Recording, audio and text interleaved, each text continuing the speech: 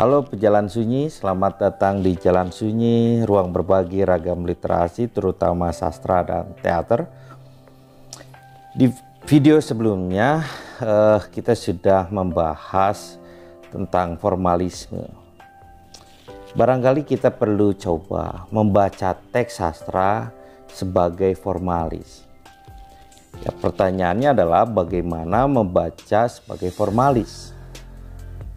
Kritikus yang ingin menulis tentang sastra dari perspektif formalis ini harus terlebih dahulu menjadi pembaca yang dekat dan cermat dalam mengkaji semua elemen teks dan mempertanyakan bagaimana semua itu saling terkait dan berkontribusi atau berpengaruh pada keutuhan karya.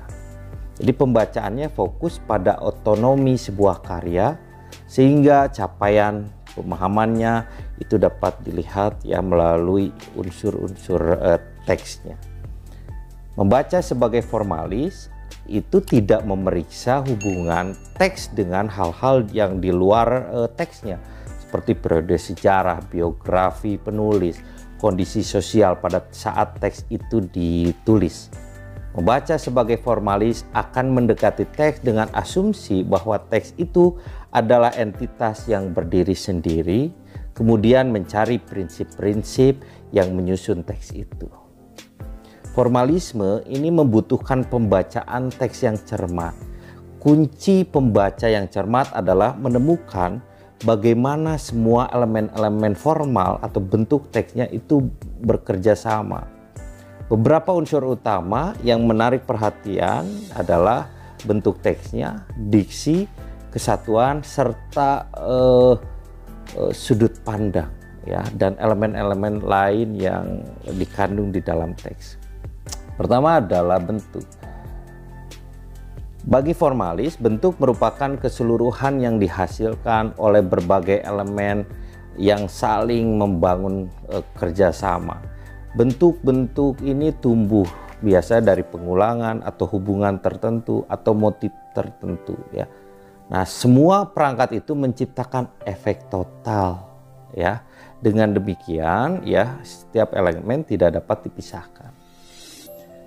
Membaca sebagai formalis berarti memperhatikan bagaimana sebuah bagian saling mempengaruhi dan bagaimana bagian-bagian itu cocok, ya, satu sama lain.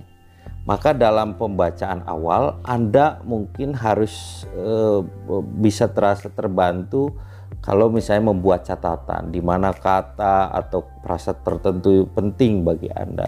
Apakah membentuk pola-pola tertentu gitu ya dalam penyusunan teksnya, acak atau teratur misalnya ya. Nah, itu semua akan membentuk bagaimana keutuhan dari teks dan akan membantu ya catatan-catatan seperti itu. Dalam sebuah narasi, misal prosa, sudut pandang dari pencerita adalah kekuatan bentuk yang signifikan, ya. Jadi pencerita ini yang menentukan informasi-informasi di dalam cerita, juga yang mempengaruhi bagaimana bentuk penyajiannya, bagaimana bentuk penyampaiannya, ya. Pembaca ini bisa mempertanyakan ya bagaimana peran pencerita itu dalam cerita itu berpengaruh ya pada karya. Bagaimana pemahaman dan penyajiannya. Apakah naratornya bisa diandalkan atau bias misalnya? Apakah narator memiliki alasan untuk mengabaikan info tertentu misalnya, atau peristiwa tertentu dan lain sebagainya. Untuk merinci pembacaan sebagai formalis ya, Anda dapat menyusun sejumlah pertanyaan ya yang relevan tentunya ya terkait elemen-elemen sastra. Itu untuk mengurai ya kualitas dari teks sastra. Misalnya, apakah karya ini mengikuti bentuk tradisional sebelum-sebelumnya atau ada upaya eksplorasi? Bagaimana peristiwa-peristiwa dalam plot plotnya itu diceritakan, dijalin.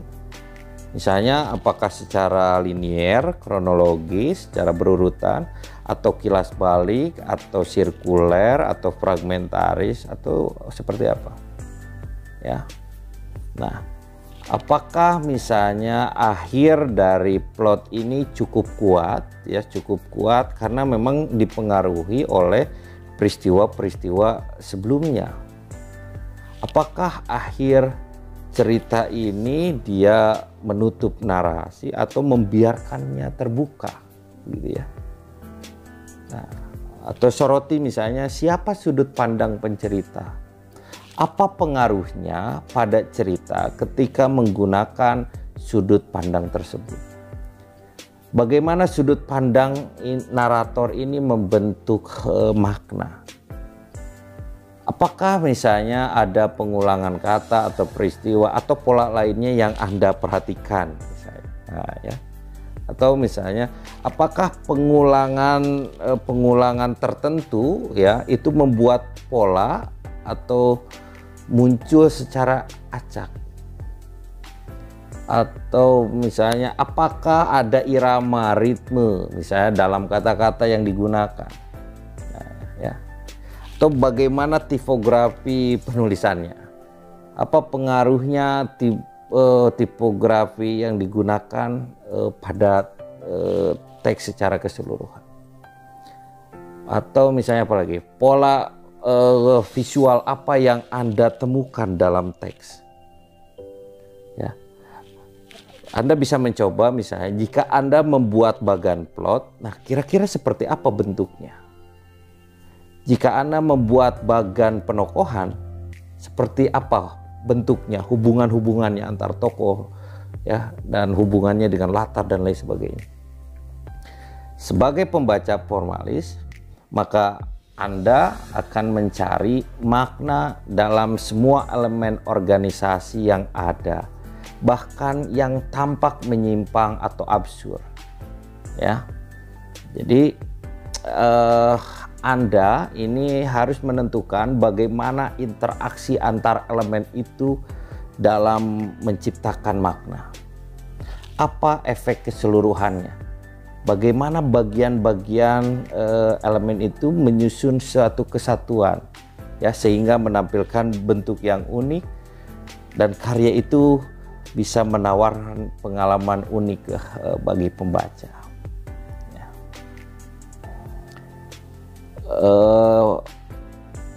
Selanjutnya adalah diksi.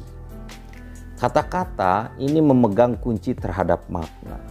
Seorang formalis akan melihat kata-kata dengan cermat, mempertanyakan misalnya semua denotasinya, maknanya secara eksplisit atau konotasinya, makna tersirat, ya, yang tidak langsung ditujukan.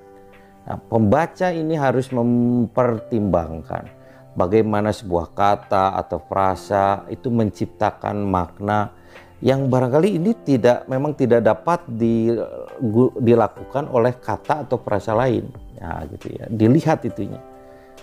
Etimologinya, sejarah sebuah kata itu menjadi signifikan. Alusinya, mungkin kiasannya untuk karya tertentu, ini mengandung makna yang mungkin penting. Tapi menelusuri alusi, kiasan ini merupakan hal yang sulit bagi kaum formalis karena berarti keluar dari teks, ya, untuk mencari makna. Namun demikian, jika pembaca ingin menjelajahi semua segi teks, ya, penting untuk menemukan semua referensi, ya, tertentu. Berbeda dengan ilmuwan yang memperjuangkan keterus-terangan, ya, penyair ini berbicara tentang pengalamannya menggunakan ambiguitas untuk mencapai makna tertentu, ya, melalui misalnya bahasa sugesti, padat atau berlapis, gitu ya. Penyair dapat misalnya memilih kata-kata yang dapat mengandung beban makna yang banyak, ya. Nah, selain itu Anda bisa membuat daftar catatan yang dapat membantu Anda untuk mengurai kira-kira kualitas pilihan bahasanya seperti apa. Pertama, ya, kalian bisa rekam kata-kata yang tidak Anda ketahui. Temukan kata-kata yang muncul mungkin lebih dari sekali. Apakah artinya berubah dengan penggunaan selanjutnya, atau apakah tumbuh makna lain? Carilah kata-kata yang menunjukkan arti yang tidak dinyatakan secara eksplisit. Terus juga kalian bisa identifikasi istilah ya yang menunjuk pada karya lain yang akan menambah makna ya pada karya yang Anda baca. Cari sejarah kata-kata yang muncul pada poin penting dari sebuah cerita atau puisi gitu ya. Apakah maknanya ini menawarkan suatu alasan kenapa kata itu digunakan? Di mana Anda menemukan ambiguitas? Apakah itu menawarkan makna lain? Apa simbol-simbol penting dan bagaimana semua itu menciptakan kesatuan? Ya, kalian bisa menambahkan daftar pertanyaan lain. Selanjutnya adalah kesatuan. Jika sebuah karya memiliki kesatuan, maka semua aspeknya itu saling terkait secara signifikan ya dalam menciptakan keseluruhan makna. Setiap elemen ini terhubung dengan yang lain, berkontribusi pada totalitas karya, membangun keutuhan maknanya.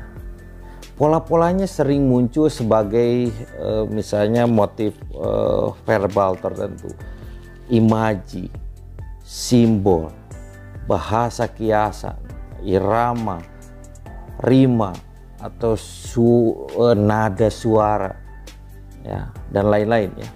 Dan sudut pandang narator ini juga bisa menjadi elemen pemersatu yang penting. Dalam karya-karya yang kuat, elemen-elemen teks itu seringkali tidak menyatu dengan mudah.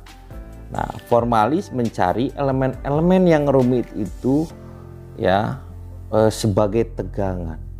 Berarti itu adalah ada tegangan atau dorongan elemen-elemen yang bertentangan satu sama lain.